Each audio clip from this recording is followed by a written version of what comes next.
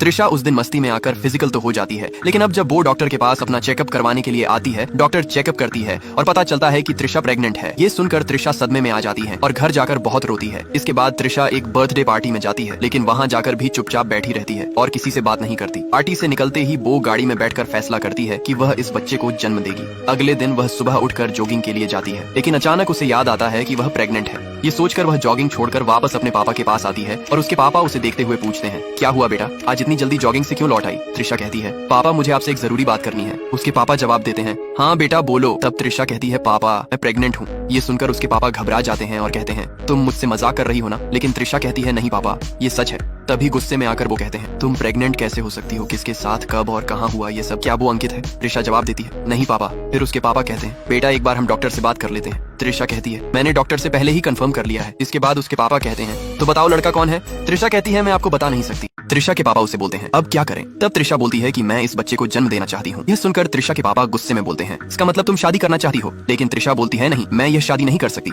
ये सुनकर त्रिशा के पापा बोलते हैं, क्या बात कर रही हो? तुम मुझसे शादी क्यों नहीं करना चाहती हो? त्रिशा फिर बोलती है, नहीं हो सकती। इसके बाद त्रिशा के पापा बोलते हैं, क्या हुआ, क्या वो लड़का शादीशुदा है? त्रिशा बोलती है, नहीं। फिर त्रिशा के पापा बोलते हैं, तो फिर क्या दिक्कत है? तुम एक काम करो, तुम अबॉर्शन करवा लो। लेकिन त्रिशा इसमें भी राजी नहीं होती है। इसके बाद त्रिशा के पापा उस पर भड़क जाते हैं और गुस्से में चले जाते हैं। रात को त्रिशा अपने पापा को गार्डन में उदास बैठे देखकर पास जाती है और कहती है, आप मुझसे नाराज हैं? पापा बोलते हैं, हाँ। इसके बाद त्रिशा अपने पापा से बोलती है, क्या मैं इस बच्चे के पापा को बता दूं? ये सुनकर त्रिशा के पापा बोलते हैं, क्या उसे पता नहीं है? त्रिशा बोलती है, नहीं। फिर पापा पूछते हैं, क्या तुम उसे अपनाना चाहती हो? त्रिशा जवाब देती है, नहीं। इसके बाद त्रिशा के पापा बोलते हैं कि अगर ये लड़का ये सुनकर खुश हो जाए तो तुम्हारा क्या रिएक्शन होगा?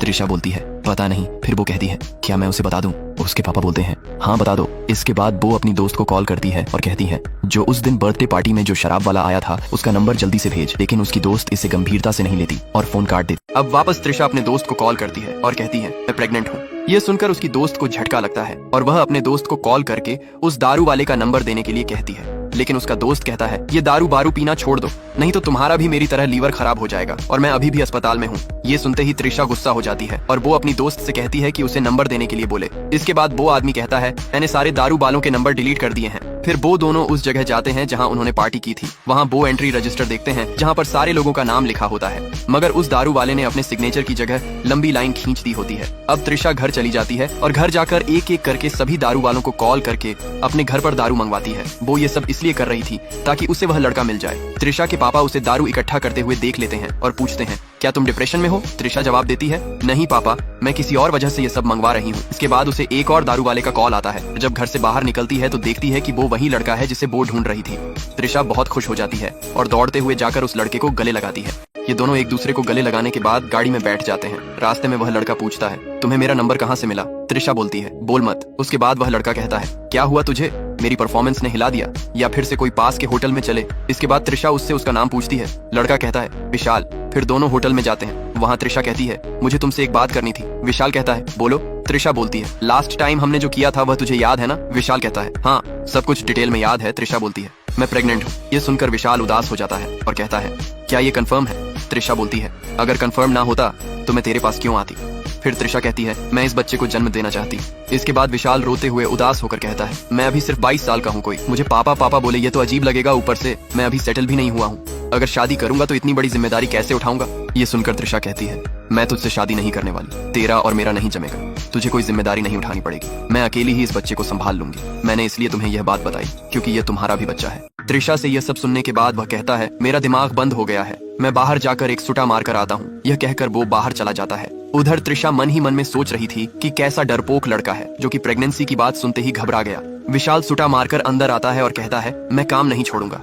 त्रिशा उससे कहती है, कल मुझे चेकअप के लिए जाना है। वह लड़का जवाब देता है, मैं भी साथ आऊंगा।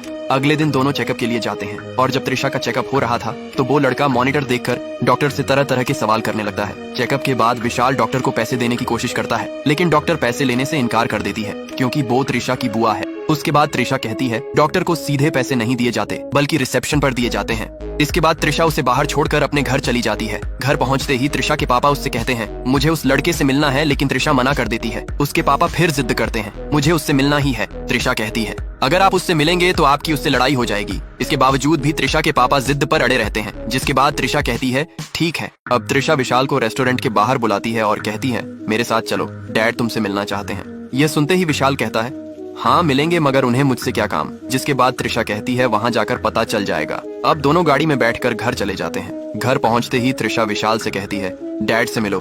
त्रिशा के पापा विशाल को देखते ही अजीब सा मुंह बनाने लगते हैं। फिर वे विशाल से पूछते हैं तुम क्या करते हो।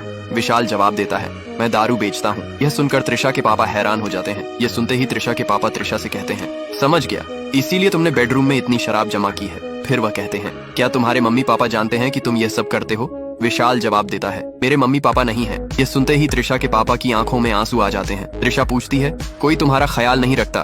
विशाल जवाब देता है हाँ रखते तो हैं, लेकिन मैं किसी पर बोझ नहीं बनना चाहता, इसीलिए मैं दारू बेचकर अपना गुजारा कर लेता हूँ। इसके बाद विशाल कहता है अब मैं चलता हूँ अंकल। त्रिशा उसे छोड़ने के लिए कहती है, लेकिन विशाल त्रिशा को आराम करने के लिए कहता है। अब शाम को खाना खाते वक्त त्रिशा के पापा बोलते हैं बेटा मैं सोच समझकर तुझसे एक बात कर रहा हूँ। त्रिशा कहती है हाँ पापा बोलिए। उसके पापा कहते हैं ये लड़का अच्छा है, हालात ने उसे बिगाड़ा है, उससे शादी कर ले। ये सुनकर त्रिशा कहती है मेरा और उसका कोई मेल नहीं है और वो अभी तक सेटल भी नहीं हुआ है, जहाँ तक कि वो चोरी की बाइक पर घूमता है। ये सुनते ही त्रिशा के पापा चौंक जाते हैं। वह कहते हैं क्या वह चोरी भी करता है। त्रिशा कहती है हाँ वो चोरी की बाइक पर दारू डिलीवर करता है। ये सुनते ही उसके पापा गुस्से में आ जाते हैं और कहते हैं अगर मैं उसे बना बनाया बिजनेस दे दूं तो क्या ये समस्या हल हो जाएगी। त्रिशा कहती है वो कभी ऐसा बिजनेस नहीं करेगा। इसके बाद त्रिशा के पापा कहते हैं ये सब मुझ पर छोड़ दो। फिर त्रिशा के पापा विशाल का नंबर देने को कहते हैं, लेकिन त्रिशा नंबर नहीं देती और उठकर चली जाती है। अगले ही दिन त्रिशा के पापा विशाल का पता लगा लेते हैं और वहां जाकर देखते हैं कि विशाल का पूरा कमरा इधर उधर बिखरा हुआ है और उसके कमरे से सिगरेट का धुआं ऐसे बाहर आ रहा था जैसे 100 लोग अंदर बैठकर सिगरेट पी रहे हों। अब विशाल पूछता है आपको मेरा पता कैसे मिला। वो कहते हैं अहमदाबाद से केदारनाथ के यात्रियों का पता ढूंढा तो तुम्हारा पता मिल गया। तभी उसका दोस्त आता है और आते ही कहता है 35 बोतलों का ऑर्डर मिला है। विशाल कहता है ठीक है बाद में देख लेंगे। ये सुनकर त्रिशा के पापा जाने लगते हैं। तब विशाल कहता है पानी तो पीकर जाइए, लेकिन त्रिशा के पापा बहाना मारकर फ्लैट से बाहर निकल जाते हैं। तभी उन्हें त्रिशा का कॉल आता है और कहती है आप विशाल के घर गए थे। तभी त्रिशा कहती है विशाल के घर जाने से कुछ नहीं होने वाला और फोन काट देती है। इसके बाद त्रिशा के पापा सफाई करने वालों को कॉल करते हैं और विशाल के फ्लैट का पता देते हैं और सफाई करने वालों को लेकर विशाल के फ्लैट के अंदर आ जाते हैं। अब त्रिशा के पापा विशाल को बाहर जाने के लिए कहते हैं, मगर विशाल कहता है मेरा एक काम है। तभी त्रिशा के पापा कहते हैं दारू डिलीवरी करनी है ना, आज तुम्हारा दोस्त कर लेगा। विशाल को बाहर ले जाकर त्रिशा के पापा उसे नए नए बिजनेस के आइडिया देते हैं, लेकिन विशाल को कोई भी बिजनेस पसंद नहीं आता। तभी यह सब होते हुए त्रिशा देख लेती है और विशाल दौड़ते हुए त्रिशा से कहता है मुझे बिजनेस नहीं करना है, अंकल को समझाओ ना। और त्रिशा कहती है रुको मैं पापा से बात करती हूँ। अब त्रिशा अपने पापा से कहती है क्या जरूरत थी उसे ये सब बिजनेस दिखाने की, लेकिन उसके पापा कहते हैं मैं उसे सेटल करना चाहता हूँ।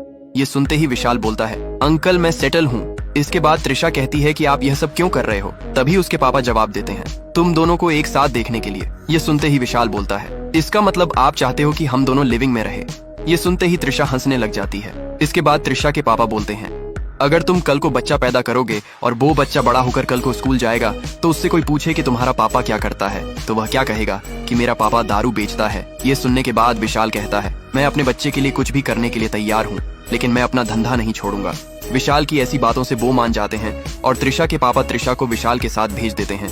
विशाल त्रिशा को अपने घर ले जाकर अपना घर दिखाने लगता है और कुछ समय मजाक मस्ती के बाद वो दोनों बाइक लेकर बाहर घूमने चले जाते हैं। अब घर आते ही वह दोनों एक दूसरे को हक करते हैं और फिजिकल होने ही वाले होते हैं। तभी उसका दोस्त पुकारता है और कहता है एक बोतल का ऑर्डर आया है। अब विशाल अपने दोस्त को बोलता है तुम चलो मैं आता हूँ। जिसके बाद विशाल वापस रूम में जाता है। अब त्रिशा उससे पूछती है कौन था, जिसके बाद विशाल बोलता है भुवन मिलने आया था। अब वापस वो अपने प्रोग्राम पर लग जाते हैं। तभी अचानक विशाल को कॉल आता है और उसे पता चलता है कि भुवन को दारू के साथ पकड़ लिया है। अब विशाल भुवन को छुड़ाने पुलिस स्टेशन पहुंच जाता है, लेकिन पुलिस वाले उसके दोस्त को नहीं छोड़ रहे थे। इस दौरान त्रिशा अपने पापा को कॉल करती है और उसके पापा के कहने पर पुलिस विशाल को छोड़ देती है। इसके बाद विशाल घर आता है तो घर आते ही देखता है कि त्रिशा घर पर नहीं है। तभी विशाल त्रिशा के घर पहुंच जाता है और कहता है तू मेरा फोन क्यों नहीं उठा रही थी।